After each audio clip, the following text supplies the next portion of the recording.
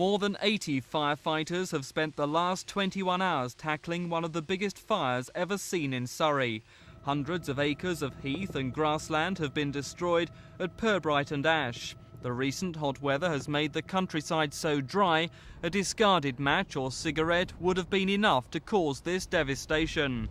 This morning we watched as the flames spread rapidly, destroying wildlife and land, mainly used by the Ministry of Defence as shooting ranges and for military operations. With the wind changing direction, we can be fighting the fire at the scene, get a change of direction, and we've got to make a rapid retreat.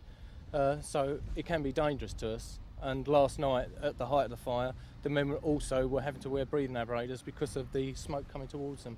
How long is this one likely to go on for? This one will go on for a couple of days at least yet. Even though we may be able to extinguish the flames, it'll still smoulder for days on end. From the air, we saw the full extent of the blaze. We spotted at least 6 other fires taking their hold of the countryside, this one coming dangerously close to houses. Surrey County Council say it's an ecological disaster. A very bad day for Surrey's countryside, a very bad loss for the landscape, for the amenity that in which the residents here in Surrey work and live, and I think every vigilance should be taken to try and avoid these fires as much as possible. On the ground, Surrey's firefighters continue the battle to stop the blaze spreading. The heat is intense, the smoke choking. Some of these men have worked round the clock. Behind us, some 4 to 5 square miles of Surrey, heath and parkland are ablaze.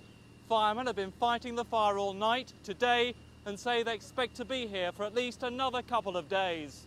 Some local residents and their pets have been evacuated to safety as the whole area remains in danger and full of smoke. The fire has spread all the way along here now, so rapidly. If the wind changes direction, it's just going to come straight the way across the common, straight through our houses. Everybody's done their best. It's just one of them things, isn't it? Dry weather, it's like a tinderbox out there, isn't it, Fire and army crews have spent much of the day digging trenches to stop the fire spreading.